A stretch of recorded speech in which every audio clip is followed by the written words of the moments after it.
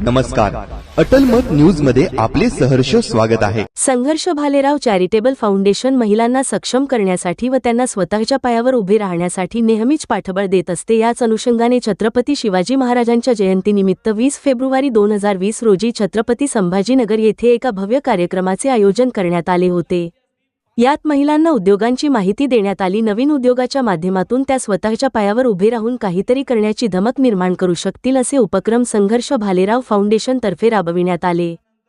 संघर्ष Bhalerao charitable foundation महिलांना सक्षम करण्यासाठी व त्यांना स्वतःच्या पायावर उभे राहण्यासाठी नेहमीच पाठबळ देत असते। याच अनुषंगाने छत्रपती शिवाजी महाराजांच्या जयंतीनिमित्त 20 फेब्रुवारी छत्रपती संभाजीनगर येथे एका भव्य कार्यक्रमाचे आयोजन करण्यात आले होते।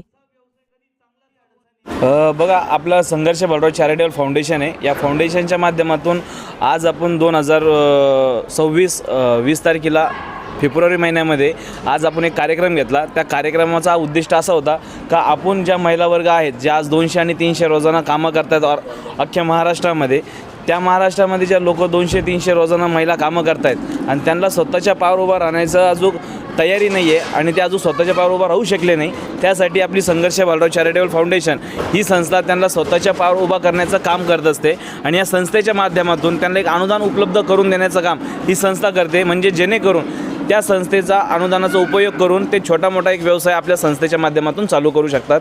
यासाठी ही संस्था दर टायमाला प्रशिक्षण देत असते आणि आपल्या संस्थेच्या मार्फत ऑल ओव्हर महाराष्ट्रामध्ये भरपूर अशा महिला आहेत का त्या चांगल्या पद्धतीने व्यवसाय करतात आणि चांगल्या पद्धतीनं ग्रोथ होत आहे आणि स्वतःच्या पायावर उभा राहत आहे। आणि आज आपल्या संस्थेच्या माध्यमातून आज 2026 फेब्रुवारी 20 तारखेला शिवजयंतीच्या निमित्ताने आज आपण कमीत कमी 6000 महिला वर्गांना अन्नदान किट वाटप केली आणि ती किट त्यांना फ्री ऑफ कॉस्ट आपल्या संस्थेकडून आपण त्यांना दिली गेलेली आहे। त्याच्यानंतर आपण काही महिला वर्गांना व्यवसाय करण्यासाठी शिलाई मशीन कमीत कमी 600 ते 700 शिलाई मशीन त्यांना वाटप केलेत आणि त्याच्यानंतर गिरणीसुद्धा त्यांना वाटप दिलेली आहे आपण का गिरणीनं ते एक त्यांच्या गावामध्ये छोटा मोठा व्यवसाय आपल्या संस्थेच्या मार्फत चालू करू शकतात। आणि आज आपला एकच उद्दिष्ट आहे का बाबा ज्या महिला स्वतःच्या पायावर उभा नाही आहेत त्या महिला या स्वतःच्या पायावर उभा राहिल्या पाहिजेत आणि स्वतःला अवलंबून राहिल्या पाहिजेत का कुठं गरज नाही पडली पाहिजे, स्वाभिमानी बनली पाहिजे एक महिला आपली। त्यासाठी ही संस्था काम करते आणि संस्था त्यांना प्रशिक्षण देत असते का प्रत्येक पावलोपावली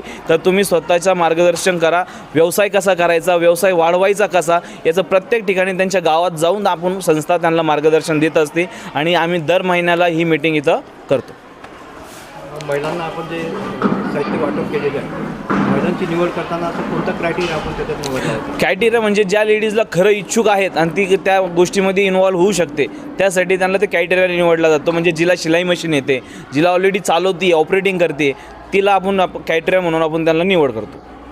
याच्यामध्ये साधारणतः किती महिलांना आज शिलाई मशीन देण्यात आले आहे? आतापर्यंत कमीत कमी आपल्या संस्थेच्या मार्फत दर महिन्याला आपण 400 ते 500 शिलाई मशीन वाटप करतो दर महिन्यामध्ये।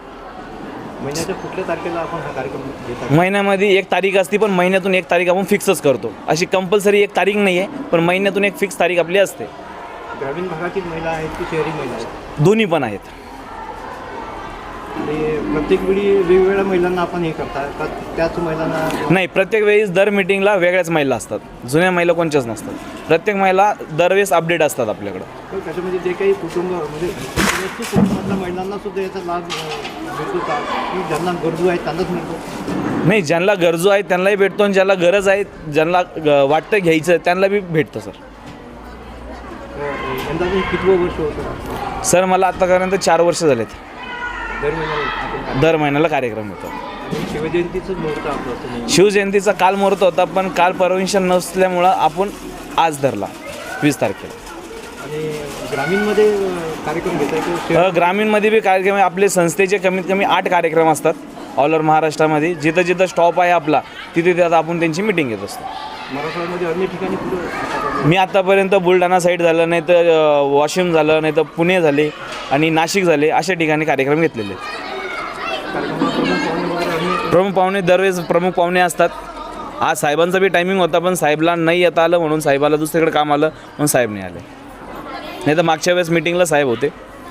चांगलं मार्गदर्शनही दिलं साहेबांनी, कारण की मागच्या वेळेस त्यांचा बड्डे होता, बड्डेच्या दिवशी आम्ही कार्यक्रम ठेवला होता। आपण स्वयंप्रेरणा कार्यक्रम घेतला की अन्य कोणाची मदत घेतली याच्यामध्ये? सर, आत्तापर्यंत तर स्वतःचं चालू आहे।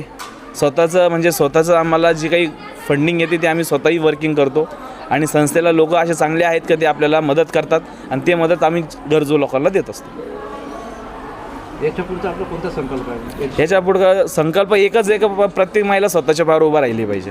दृष्टिकोन हाच आहे, कारण की आत्तापर्यंत आम्ही जे गावातले लोक बघतोय ते गावातले लोक फक्त 200 रोजानंच कामं करतायत, 300 रोजानं, आणि पाऊस पडला तर चांगलं आहे, नाही तर नाही. त्याच्यानंतर उन्हाळ्यामध्ये त्यांची खूप मरण होते. काही लेडीज तर घरीच बसेल असतात.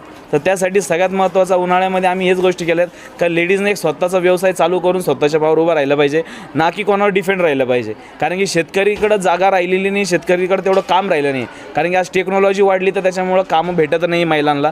तर महिला आता घरीच आहेत. मग घरचं चालवायचं कसं, तो एक प्रश्न खूप महत्त्वाचा आहे. त्यासाठी एक संस्था आहे का बाबा त्यांना मदत करते का पुढच्या वाटचालीसाठी, का तुम्ही एक व्यवसाय चालू करा, त्या व्यवसायासाठी आम्ही थोडीफार मदत करू, मग तुम्ही त्याच्यापुढं कसा व्यवसाय वाढवणार याचंही मार्गदर्शन आमची संस्था देत असते. आपण तरुण आहेत, आपण संघर्ष आपलं नाव आहे, आणि अनेक तरुण असे आहेत जे उच्च शिक्षित आहेत पण त्यांच्या हाताला काम नाही. त्याच्यासाठीचा काही उपक्रम आपल्याकडे? उपक्रम सर इच्छा तर गंज आहे, पण वरतून काही आज आमच्या संस्थेला भेटलं गेलं तर आम्ही 100% नक्की काम करू. आणि त्याच्यावर बी आम्हाला उत्साह राहील का आमच्यासारखे संघर्ष घडलेत तसे प्रत्येक मुलं बी संघर्षानं घडो आणि त्यांची आम्ही 100% मदत करू. माझं नाव संघर्ष बालराव, चॅरिटेबल फाउंडेशनचा मी अध्यक्ष आहे. 7385307018 हा माझा मोबाईल नंबर आहे.